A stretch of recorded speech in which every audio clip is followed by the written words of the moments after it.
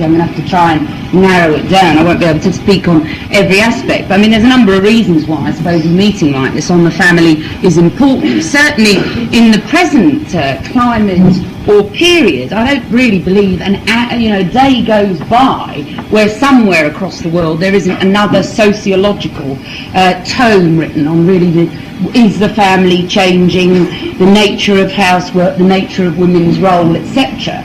And indeed, one of the things I'll come on to at the end of the meeting is really in particular a research that has just been done and published by the Family Policy Studies Centre, sort of a sociological institution, but an institution that's been looking at changing roles in the family, and really the whole debate that's carried on through the recent research is, do we now, because we have yuppiedom and share ownership, are we looking at a new phase of egalitarianism inside the family in terms of the new man? And indeed, people who are interested in sociology will have noticed that there is this new concept of a new man, a man that's much more thoughtful, sexually, much more helpful in the home.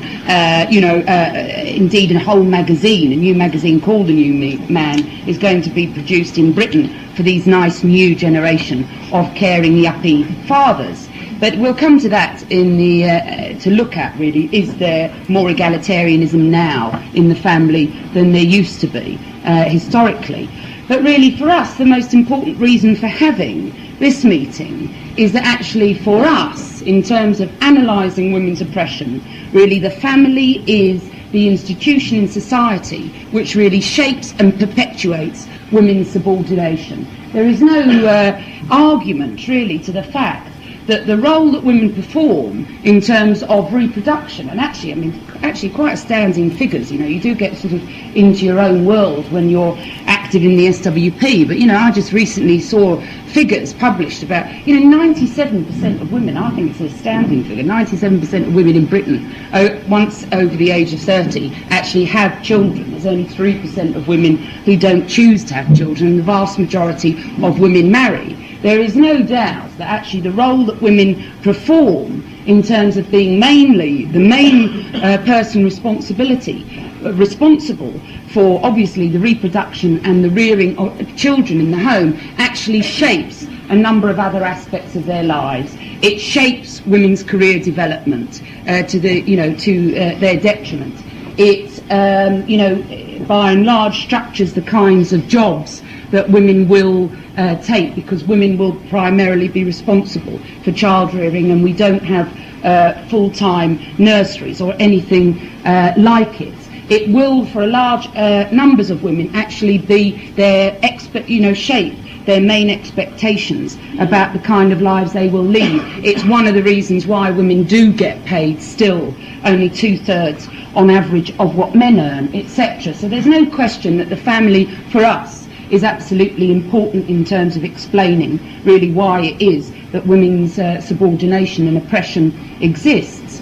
That will be a point also, interestingly, that by and large the feminist movement and those writing on the left of sociology, etc., would agree with. They would agree with an analysis that says that the family does shape and determines the nature of women's oppression inside our society.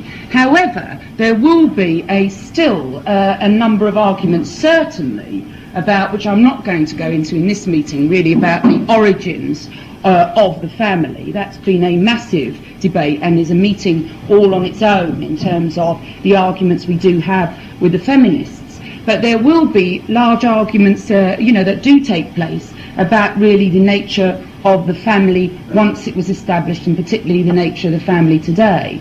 And really one of the problems with the way that the feminists, which I want to go on to because I'm going to look primarily at the establishment of what we call the bourgeois family in the 19th century, which is now the model right across the world in terms of how people establish and the forms the family takes. But actually the problem is that really very many of the feminists and left sociologists in particular have looked at the family in a very, very stereotypical way. Indeed, to be honest, I don't think it's just the left of the sociologists and the feminists, because I think at Julie Walterson's meeting yesterday, some people actually spoke about the working class family, I think, in a highly stereotypical way, which again I'm going to look at the changes in the working class family, but also tend to see the family as something that inherently benefits and serves men, was something that was a conspiracy amongst men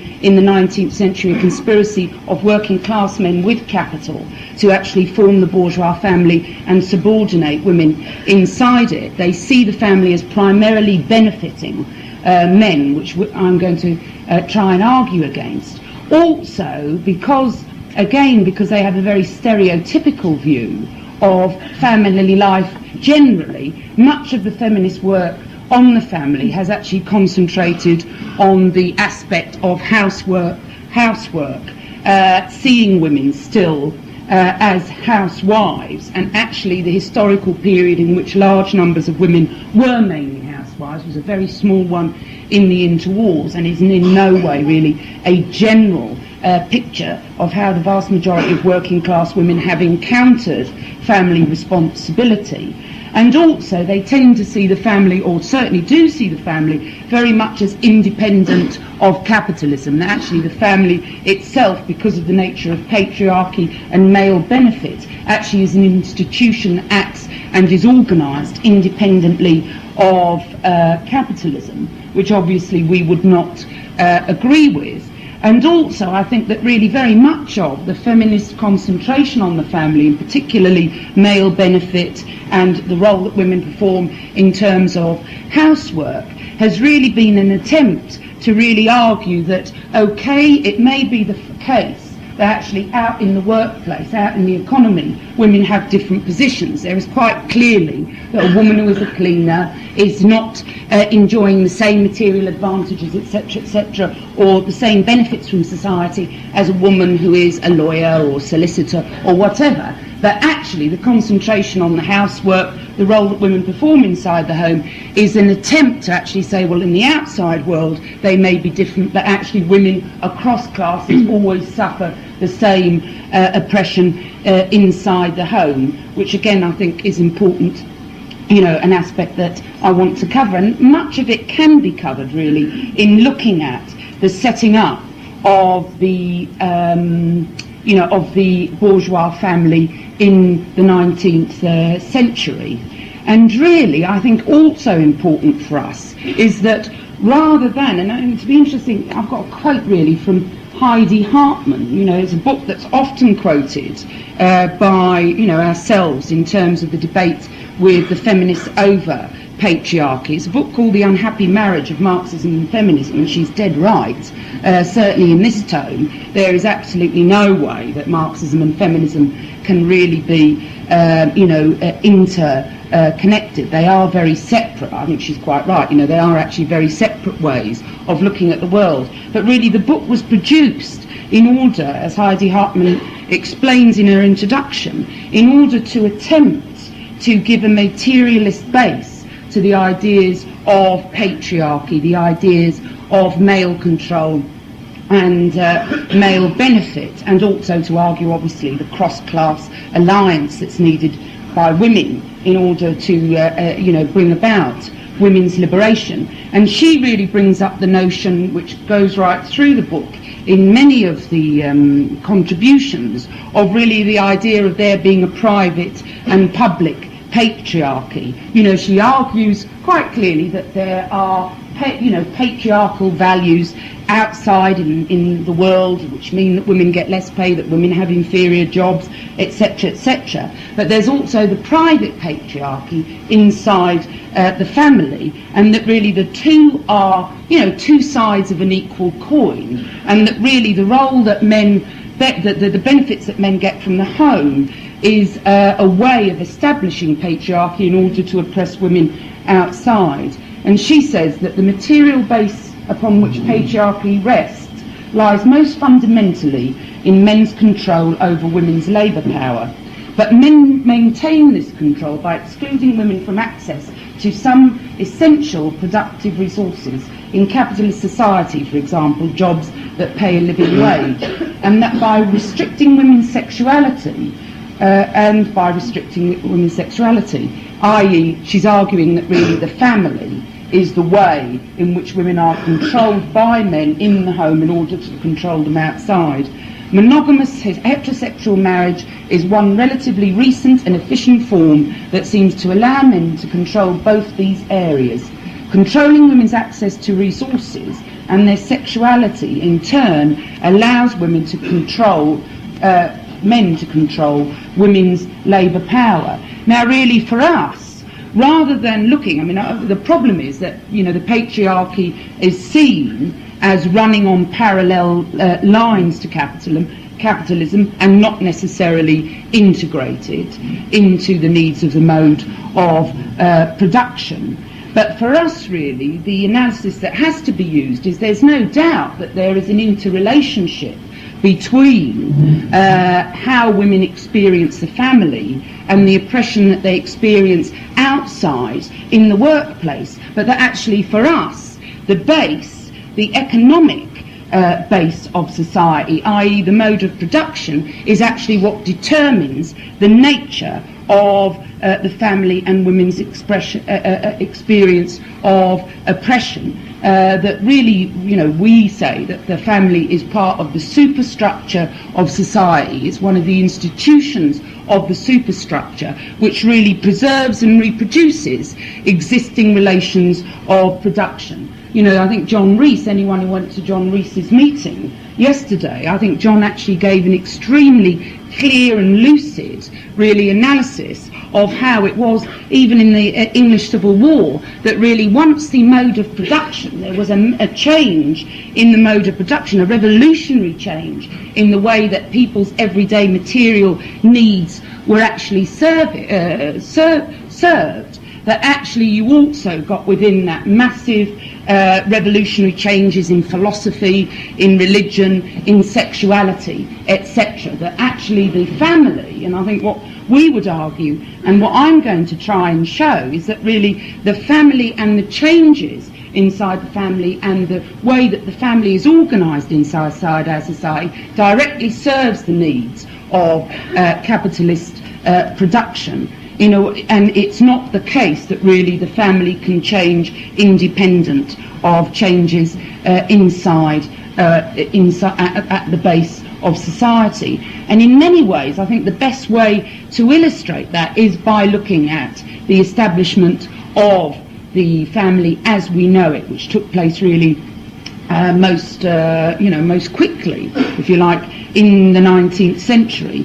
Now, one of the things I think that is important to understand, without giving great big history, because that could have been another, meeting in and of itself, to give a historical analysis of really how the family has changed according to the different modes of production.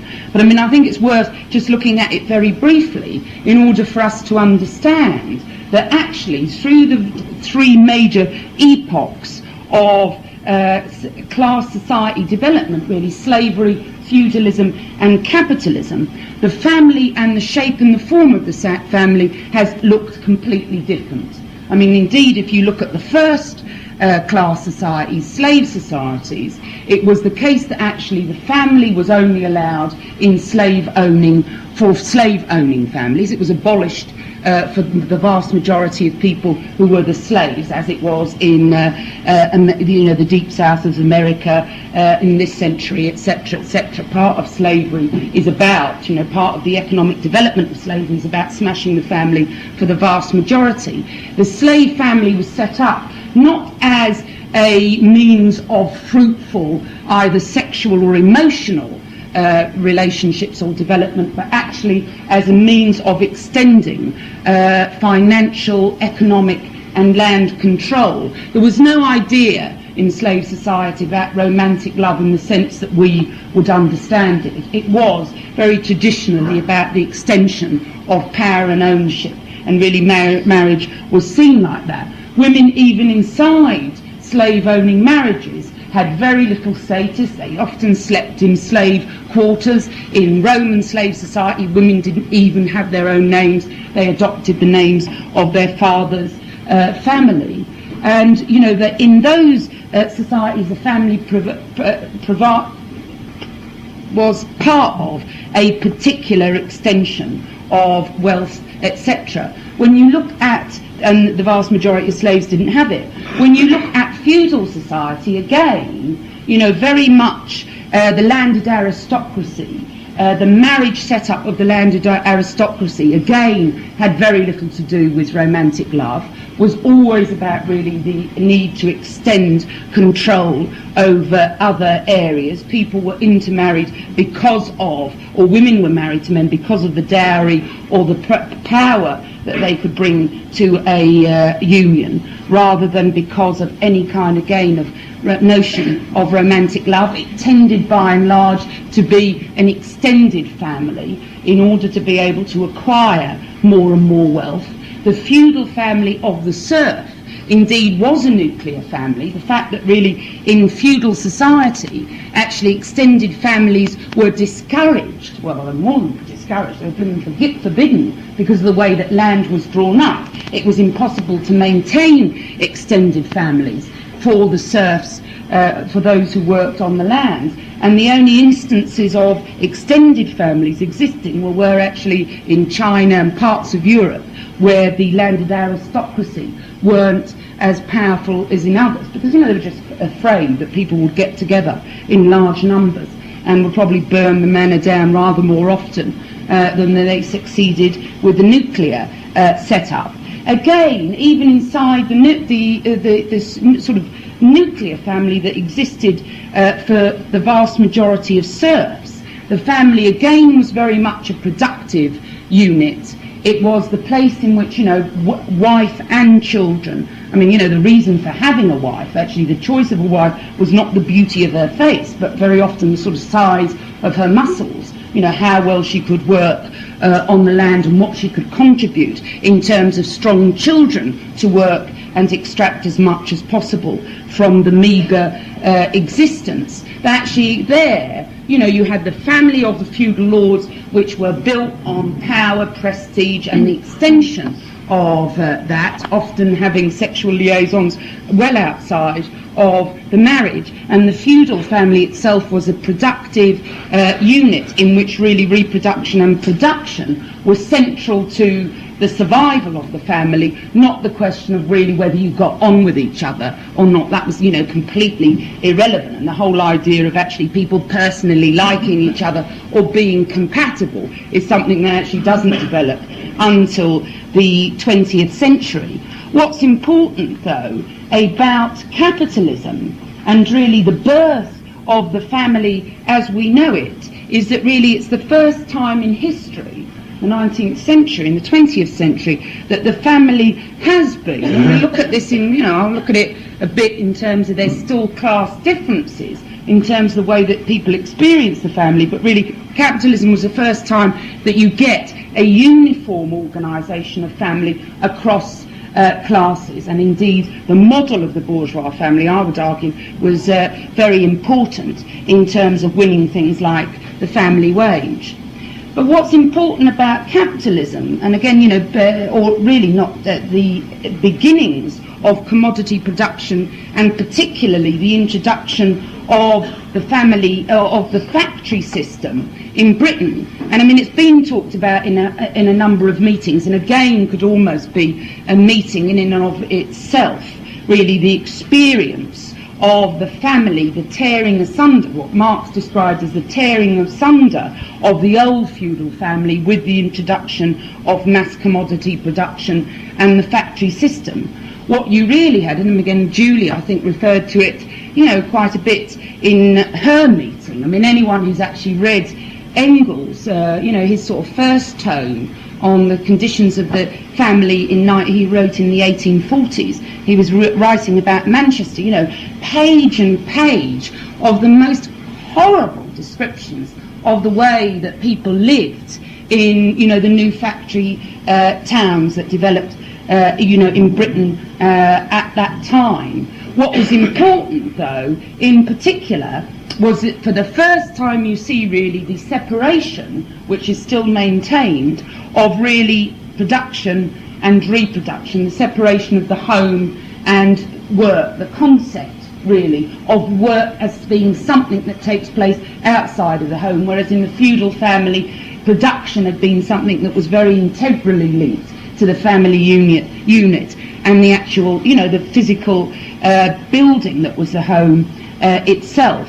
With the introduction of factories, you get the mass tearing asunder of the family, because people had to move en masse into areas. They were thrown off by the Enclosures Acts, had to move into areas, living in absolutely squalid conditions, no sanitation, little housing of any real sort. It was often the women and the children, because really of the development of the cotton spinning industry. It was often actually the women and children who were the first to be pulled out of the home into capitalist production.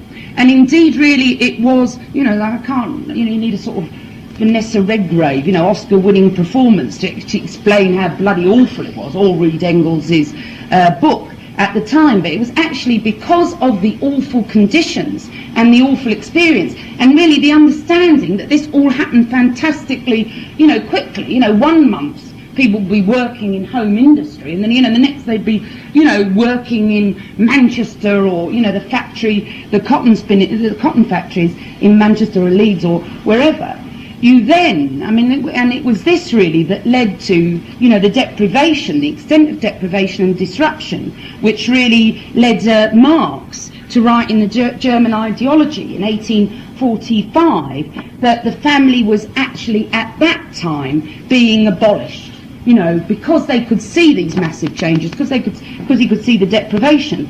And indeed, even 4 decades later, Engels, when he wrote his Origins of the Family, Private Property and the State, again argued that the working class family would not survive because of the nature of the disruption, because women were being pulled out of the family into production outside, and because of the lack of the needs of the family in terms of handing down wealth or inheritance. And in some ways, really the arguments or the discussion to explain really why the family survived in the face of both Marx and Engels' prophecies that it wouldn't, in some ways is the same argument, and is the same material that we would use to argue with the feminists about why there wasn't actually a male conspiracy with capital to actually retain the family or restructure the new, as was called, the bourgeois family at the time. And I think there's 3 major reasons, really, both why the family survived and also explains some of the arguments against the feminists about the emergence, in particular, of a family wage and protective legislation against women's work, which did, for a short period of time, remove women from production and into the home. And really the first of those is that really workers' reactions themselves to the horror and the misery which they encountered, along with the fact that really most workers could see nothing else other than the family as a protection for themselves, was one of the reasons, that actually it wasn't a case that really the family wage or protective legislation was actually imposed on the working class. And the working class, even women or women's labour organisations at the time, were actually in favour of things like protective legislation and the family wage, because actually you did have a situation where often women were working 19, 20 hours inside the factories. So were men, and so were often children. There was no possibilities of respite from the toil of the factory. There was no, home comforts which allowed you any kind of social or sexual, intercourse, any kind of real relationships. And actually people did actually want somewhere where there could be, the haven in the heartless world, the reprieve from the toil of the factories and production in the outside. And so the family wage was something that was campaigned for by the working class in order to try and be able to structure some kind of family life outside of the horrors of the factory. Also to understand that really there were massive, rapid changes in the nature of employment, and particularly regionally, which actually meant that really people's working lives were in complete turmoil, whether it be men or women working or the children working. They were never sure over any period of time really how long their jobs or their wages, the rates of their wages would last as they were. Secondly, what was important was really the concept, or the beginnings really, of state intervention in terms of legislation in favour of the family, which really as well was tied into the role of the church. And in particular, where the state legislation is best illustrated was really in the way that the poor laws in particular were drawn up. Because particularly, again something Julie mentioned yesterday, which I think is important, is really with the abolition in 1834 of outdoor relief, the only possibilities for people who weren't capable, right, financially of surviving, on basically nothing at the time was really the workhouse, what was often called the Bastille by ordinary working class people. Now again, the horrors of the workhouse, I hope probably I don't have to go into, but men, women and children segregated. The whole regime was completely revolting, and people at any cost would try and attempt to avoid having to go into the workhouse. And indeed one of the ways of doing that was really the establishment of the family. The state itself made it impossible for single men to receive any kind of poor relief.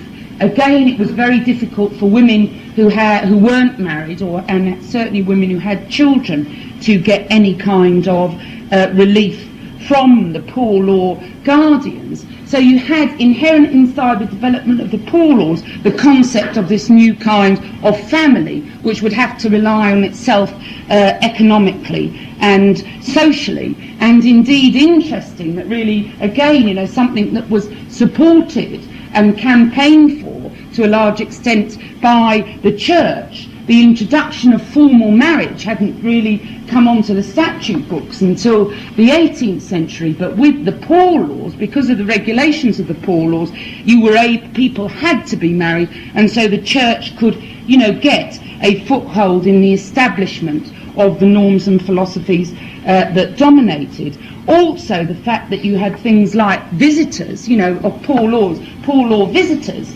mostly middle class women, which really were surveillance agencies of the state and the church, which actually visited, their slogans was godliness, cleanliness and needlework, of all things. I can't quite understand, that one. But that was, they were there to impose standards of hygiene, which were only really possible, right, and, increasingly only possible if women didn't go to work full time. Women's hours in the factories had to be cut in order to actually establish the levels of cleanliness that were needed by the guardians of the poor laws, mostly middle-class women, in order then to be able to get any kind of outdoor relief.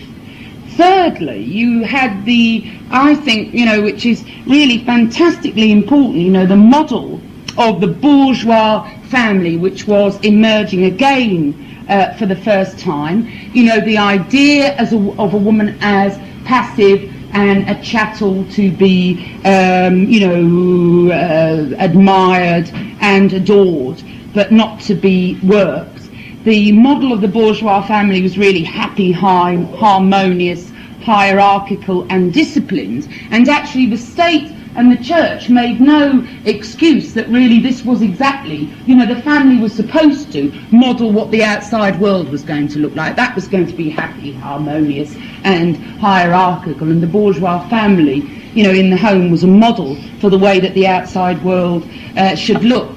And indeed, the fact that really what emerged, particularly from the bourgeois family, from the, the vision, the beautiful vision of the bourgeois family was really the idea of the male as breadwinner. And actually, you know, again, you could do a whole meeting on it, but what's interesting, really, when you read all the, particularly, you know, the feminist, actually, historians writing about the family in the period and writing about things like the poor law and the bourgeois family, is that actually so much of the propaganda and theory that went behind the legislation of the poor laws and things like the family wage was actually a massive attack on working class men. You know, it was generally thought that actually middle class men could support their wives. The only legislation we had to have against middle class men was actually to eradicate prostitution. You know, and actually, interesting, the prostitution laws were always linked with the laws against homosexuality up until much later. You know, we just had to stop these middle-class men screwing prostitutes in case they brought gonorrhea into the family. But actually working-class men, if we didn't pay them a family wage and their wives were allowed to earn, they would actually drink all the money in the pub and would never go to work. You know, there was a whole trapping of legislation and ideology which became important in terms of giving working class men you know, responsibility and attacking really the idea that really most working class men, you know, the idea was if you didn't legislate about it, bloody working class men would just go off and you know, wouldn't provide for families, etc. And also, I think, interestingly, that it's in that period as well that you get the whole idea of really there being illicit and licit, is it? The opposite of illicit, sex, you know, good sex and bad sex, sex inside the marriage and sex outside, which actually, again, up until this period, had not really existed inside the vast majority of working class families. Most people were involved in common law relationships and illegitimacy, you know, the whole sort of barriers or the demarcation between legitimate and illegitimate didn't really exist. You have really absolutely, you know, the founding of the, you know, the typical nuclear, you know, a bourgeois family with breadwinner responsible and, you know, the children and wife for his service.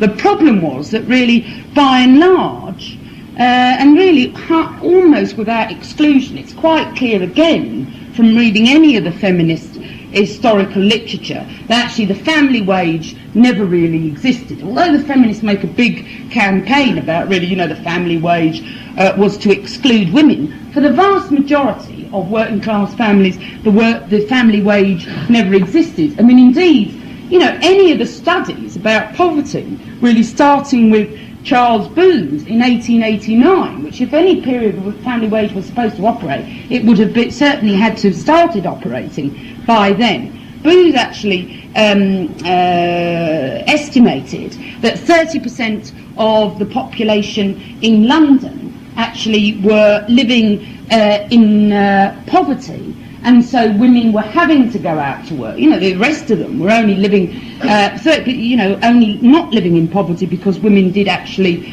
go out to work. 10 years later, Rowntree established much the same, similar figures for York. In the 1920s, in London, it was estimated that 41% of working class families were actually dependent on women's wages. And actually it's still the same today. I mean, the most recent studies, Child Poverty Action Group, etc., estimate that something like 40% more families would be living under the supplementary benefit level if women weren't working. You know, the whole concept really, I mean, there obviously were some women who actually worked for pin money, particularly in the interwar years. But for the vast majority of working class women, for the vast majority of time that the working classes existed, the whole concept of really being able to stay at home and live on a man's salary has never really been the case. Women may have been taken out of production in the sense of capitalist production for profit in the factories, but actually women were involved in, you know, the whole, you know, massive institution of child minding and wet nursing that took place in, you know, the cities at the time, the massive numbers of still home workers, you know, making boxes and chains and matches, etc., in the home right up until, you know, the early 20th century. And the fact that really even in the 1890s, half of children under 10 were still actually half-timers in the factory, compulsory education. Still in the 1890s allowed, and large numbers of families were dependent not just on the money that the woman could bring into the home, but also what the children could bring into the home. So although you have the attempt to establish a uniform family, right, I mean, by and large, and I think that's the problem, the feminists often accept that was wholly won, even across working class people. The truth is that really there was a massive, massive difference, even in the period of the supposed operation of the family wage, that there were massive class differences in the way that people experienced the family. And that, I always think is one of the arguments, to be honest, if you read about the misery of being in a working class family at the time, really, if the feminists are right and the men were such shitbags, it always amazes me that most of them actually stayed.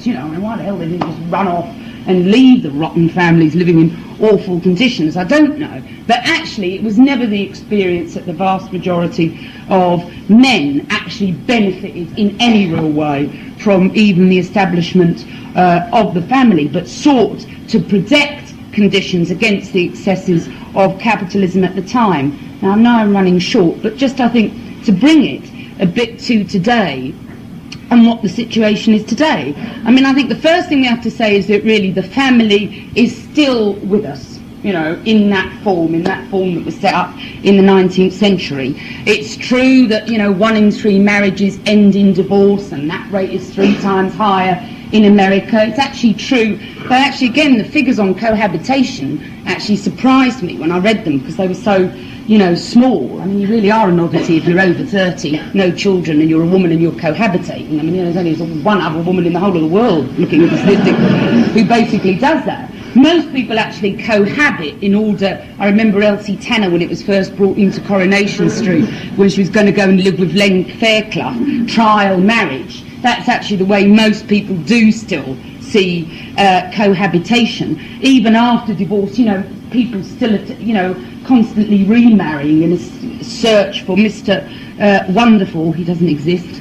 And even, again, 1 in 8 families are a one-parent family. But even then, research and analysis of that really showed that women, mostly women in that position, would prefer to live, obviously they would, because economically it's so bloody difficult, would prefer to live in a situation where there were 2 incomes, which means, which generally means a family. So the thing is, still with us, people still search for it. For most people, it is still really the haven in the heartless world. And also, that obviously, the family still really provides the same function for capitalism for which it was established in the 19th century. The privatised reproduction of the next generation of labour, because for the capitalists there is no question it is by far the cheapest way to ensure socialisation and the acceptance of norms for people, so that they can be a pliant workforce. What has changed, however, most importantly, really, is the role of women, and in particular the whole acceptance, really, that women work outside the home and are involved in production. Now, really, since the First World War, but particularly since the Second World War, the number of women actually working full-time outside the home is increased enormously. Something like 60% of the workforce is women, something like 6% of married women work. The whole concept that actually women stay home and look after children,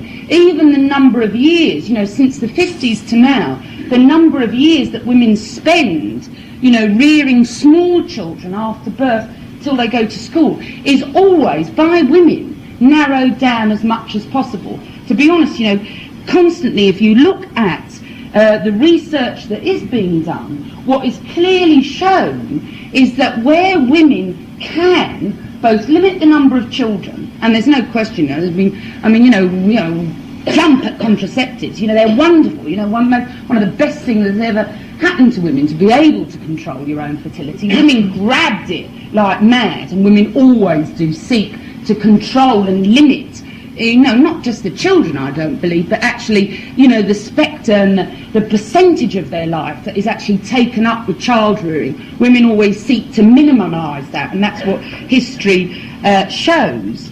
That also that women would, there's no doubt, if there were better nursery and child-minding facilities, more women would use them and more women would be at work. Very large numbers of women who don't actually work when the children are small don't, because it's difficult and there's very little provision, and even nurseries today still operate on the basis that they close at 3, and so do schools, on the basis that women only work part-time. But women seek to, where possible, wherever the opportunity is given, both to work outside the home and to limit the whole concept of them as mothers. And also, very interestingly, I think, in terms of the research, and I mentioned the Family Policy Study Centre, and it's going to be, it's a piece of research which is being, regurgitated really in all the social and socialist journals. A recent study, as I say, which looks at the sort of the question of, it's very good actually, it's quite interesting, because it looks at, it's research into how much men do in the home, housework, washing up, shopping, how much childcare, etc.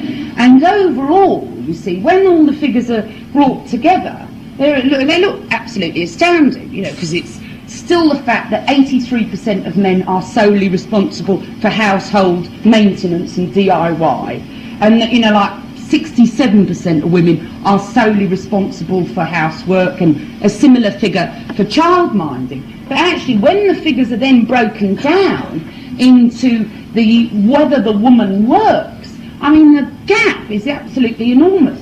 That actually where women work, the sharing of household tasks inside the home is actually very, very large. Almost half in terms of child rearing and the housework itself. That there is no doubt, and I think people should discuss it. Just in your own my experience of the family. Norms.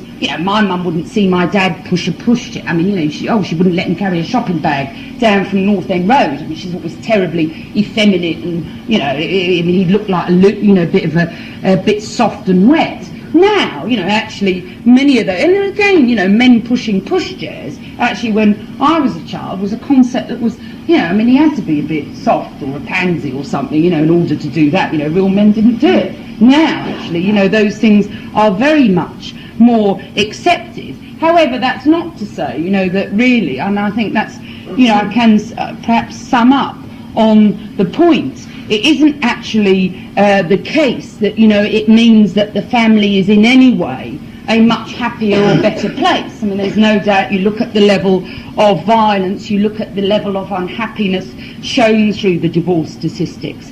Many people don't find massive fulfilment.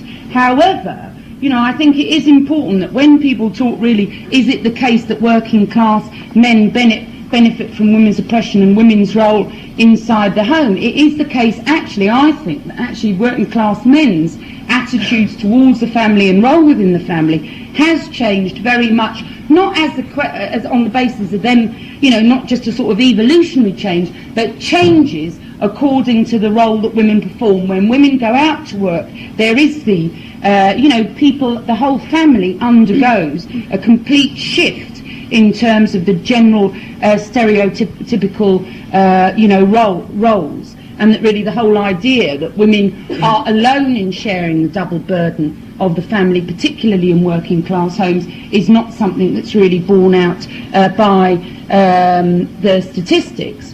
Also, I think what is important is that really there's still the class differences in terms of how people experience the family is, I think, still enormous. Interesting that the study itself looks at particularly the increased role that men play in the family where there's a shift work operation. That lots of women who are married with young children work evening work, part-time work, which by necessity involves the husband or the father in child care and child relationships. that's very different from middle class families. But there's no doubt when we say that an eighth of families are single parent families, I'll tell you the difference between being a successful career woman like Diane Keaton in Baby Boom, right, who may be able, I don't remember whether she's married to that old drip, but anyway, hangs around on the sofa for an hour on end. But by and large, you know, the experience of being a single parent mum, if you're from that class, with that economic resources, is completely different from the vast majority of women who are single parent families, who are working class women living on supplementary benefit. That, you know, we know it, you know, the whole, you know, how your life can materially be enhanced and the problems of child rearing, etc., can be immediately.